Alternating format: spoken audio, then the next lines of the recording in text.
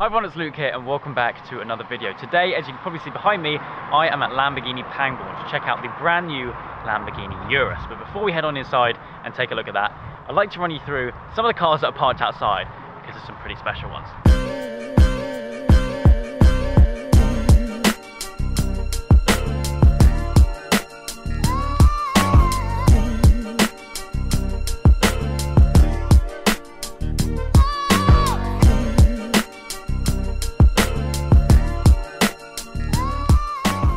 Here we are then, the brand new Lamborghini Urus. What do you all think? I mean, in this spec, I think this is probably one of the best looking SUVs around. This colour is, I believe, new for the Urus, and it's called Blue Elias. It's actually quite similar to the Aventador S, it's just behind me outside. It's also fitted with the diamond cut 23-inch wheels, which fill up those arches very, very nicely. And actually, on first glance, because it's the first time I've actually seen this car, it's a very, very big car. It's very bulky, very different for Lamborghini. Obviously Lamborghini are renowned for making supercars, and it's been about 30 years since they've made an SUV. Obviously the last one they made, the LM002, first made for military purposes and then was made in very limited numbers for the general public. This is obviously completely different, but surprisingly it does share a lot of characteristics from something like an Aventador. Kind of looking at it, you can see that it does have that Lamborghini shape and style with the sharp lines and aggressive looks. And I kind of like to think of it as kind of a stretched Aventador or something, kind of a taller Aventador.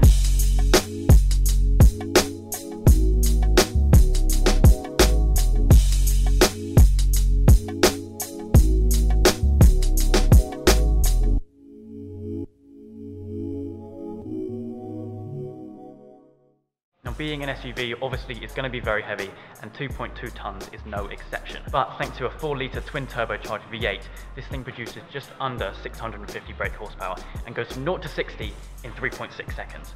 Now that is pretty staggering. Now I know that when this car was first released, a lot of people thought, oh, it's practically a Bentley Bentayga or it's practically an Audi Q7. Yes, it shares the same chassis, Lamborghini have done everything in their power to make everything else a lot different.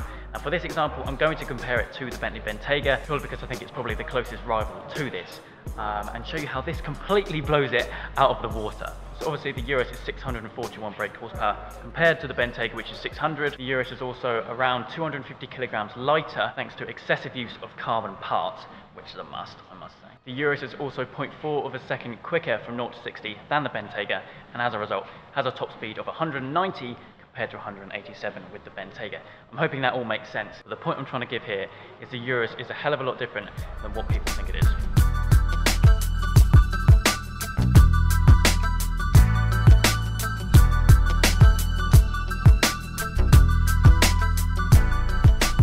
So you now join me inside of the Urus. Apologies for this camera angle. It's slightly balancing on the dashboard, but as soon as you get in this car, you just feel very special. It's all very well made.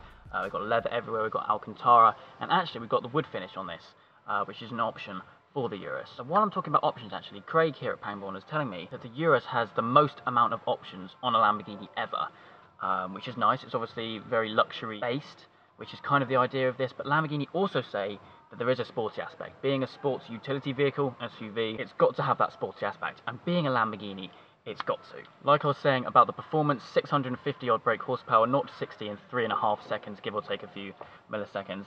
It's a quick car, especially seeing as how heavy it is. But due to some clever technology such as four-wheel steering, torque splitting and stuff like that, Lamborghini promise is going to be a bit of a track animal. And obviously it's not going to be as fast as the likes of the Huracan Performante or supercars like that, but I think that in its class it's going to be pretty much unstoppable. Now if I pop down to the center console here, we have my personal highlight of the Urus. We have the ANIMA system here, which is short for Adaptive Network Intelligent Management.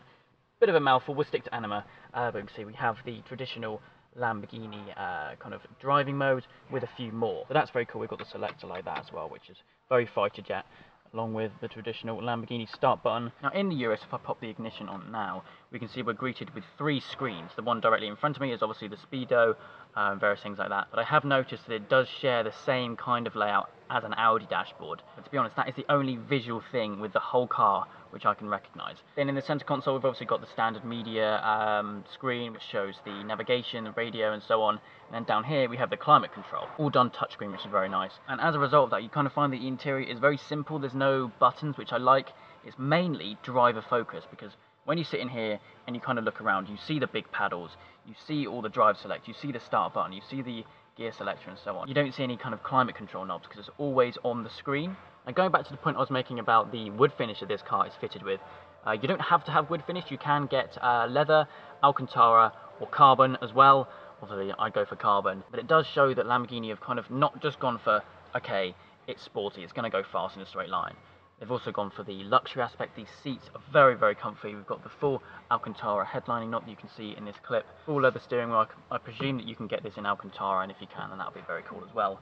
But just in general, it's such a nice place to be. Having now spent some decent time with the Urus, I can fully understand this car now, and to be honest, I've kind of fallen in love with it. I think when these things start rolling out, they're going to be so popular, because there's a big market now for SUVs, hence why some manufacturers like Lamborghini are going into it. I think Rolls-Royce are bringing out one, and I think maybe even Ferrari, so that'd be interesting to compare this to those when they eventually come out.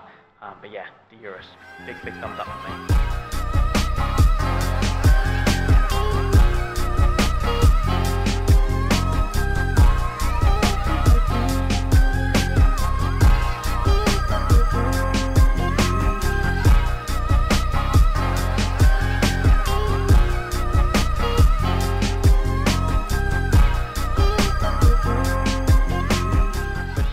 Really, the Lamborghini Urus is pretty revolutionary really. It's the world's fastest SUV. It's got supercar performance with an SUV kind of body, if that makes sense. It's an absolutely brilliant car, and I can't wait to see them out on the road and to see one moving, because unfortunately today we can't take it out on the road. But anyway, I'm going to cut the video here. I hope you guys have enjoyed and have learned a little bit more about the brand new Urus. Let me know down in the comments what you think of the car, because I know that it's still quite controversial to some people.